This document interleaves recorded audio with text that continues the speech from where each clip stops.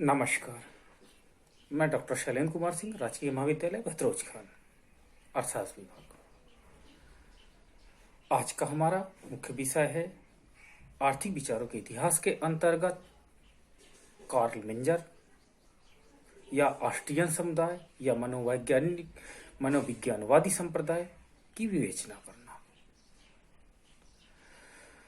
Austrian अथवा मनोवादी संप्रदाय का तात्पर्य उन 3 अर्थशास्त्रियों से है जो वियना विश्वविद्यालय में प्रोफेसर थे तथा जिनको सीमांत उपयोगिता अर्थशास्त्र का विकास करने का श्रेय प्रदान है।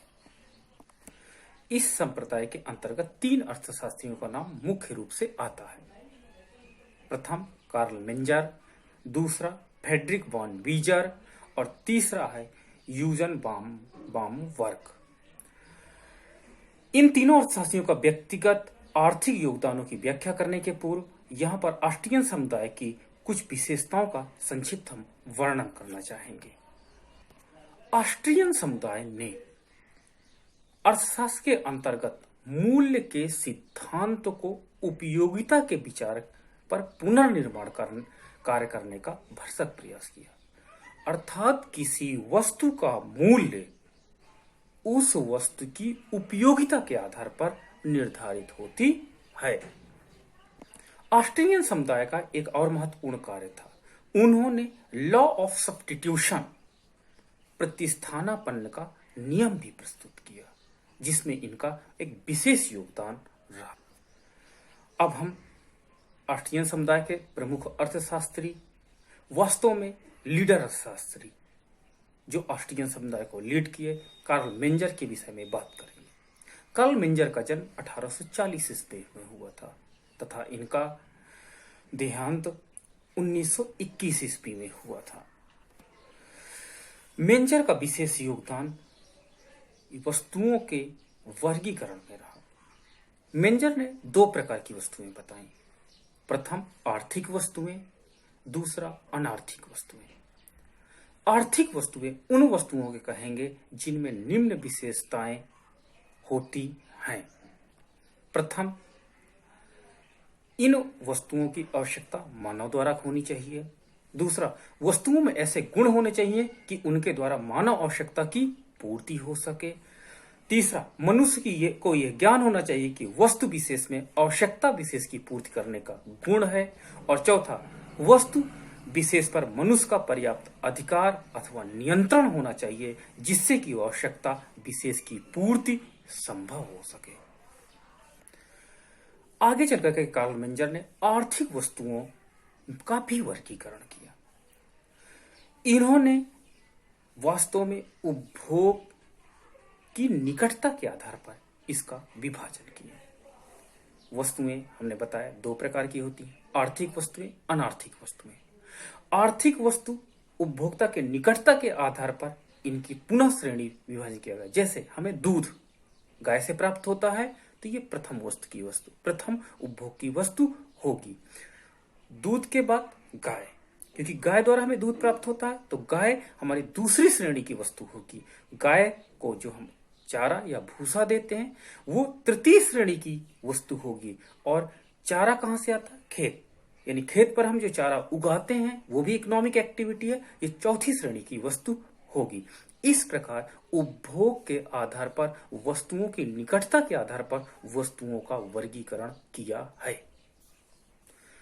उपभोग वस्तुओं के आधार पर ही कार्ल मेंजर ने वस्तुओं के मूल्य का निर्धारण किया।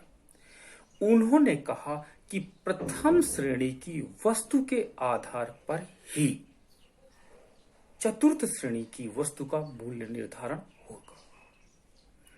जैसे यदि लोग दूध पीना बंद कर देंगे तो खेतों में उगने वाले चारे का आर्थिक महत्व समाप्त हो जाएगा। यदि दूध का मूल्य बढ़ेगा तो चारे का मूल्य भी बढ़ जाएगा। इस प्रकार प्रथम श्रेणी की वस्तु ही चतुर्थ, द्वितीय, तृतीय और चतुर्थ श्रेणी की वस्तुओं का मूल्य निर्धारण करते हैं। इसको इन्होंने अपनी पुस्तक मेंजर ने अपनी थियरी ऑफ इंप्यूटेशन में प्रस्तुत किया। मेंजर ने संस्थापित अर्थशास्त्र के दोषों को दूर करके अर्थशास्त्र को कारण व परिणाम के आधार पर एक विज्ञान के रूप में स्वरूप प्रदान किया। मेंजर ने धन के स्थान पर मनुष्य की आर्थिक क्रियाओं को केंद्र में घोषित किया। मेंजर का कहना था कि वस्तुओं का मूल्य इसलिए होता क्योंकि उसमें उपयोगिता होती है, तथा उसमें उपयोगिता इसलिए होती है क्योंकि उसमें मानव आवश्यकताओं की संतुष्टि करने की क्षमता पाई जाती है। इस कारण किसी वस्तु की उपयोगिता उस वस्तु की मानव आवश्यकताओं की पूर्ति करने की शक्ति होती है। मेंजर का मूल्य सिद्धांत पूर्णतया व्यक्ति का परक है। उनके मतानुसार उत्पादन व्यय का वस्तु के मूल्य पर प्रत्यक्ष रूप से कोई प्रभाव नहीं पड़ता है। अपने इस तर्क को मेंजर ने एक उदाहरण द्वारा प्रस्तुत किया। उन्होंने इसे समझाने के लिए नदी के तट पर रेत के ढेर लगाने में काफी मानव श्रम खर्च होता है, परंतु इसका कुछ भी मूल्य नहीं होता है। इसके विपरीत स्वर्ण की अंगूठी जो सड़क पर पड़ी पाई जाती है उसका मूल्य होता है। यद्यपि व्यक्ति के लिए इसको प्राप्त करने का उत्पादन व्यय शून्य है, तो एक ओर तो अत्यधिक परिश्रम करके भी हमें शून्य मूल्य प्राप्त होता है और दूसरी ओर बिना परिश्रम के भी हमें बहुत अधिक मूल्य प्राप्त होता है। इसका कारण यह है कि मेंजर ने इस प्रकार का उत्तर देने में कोई कठिनाई नहीं है। इसका सीधा सरल सच्चा कारण यह है कि जब भी नदी के तट पर रेत की ढेर की कोई उपयोगिता नहीं है, वहीं स्वर्ण की अंगूठी की भारी उपयोगिता है। मूल्य को परिभाषित करते हुए मेंजर ने लिखा, साकार वस्तुएं अथवा साकार वस्तुओं के समूह हमारे लिए वो महत्व है जो इस सत्य के कारण उत्पन्न होता है कि उपभोग द्वारा हम संतोष प्राप्त होता है।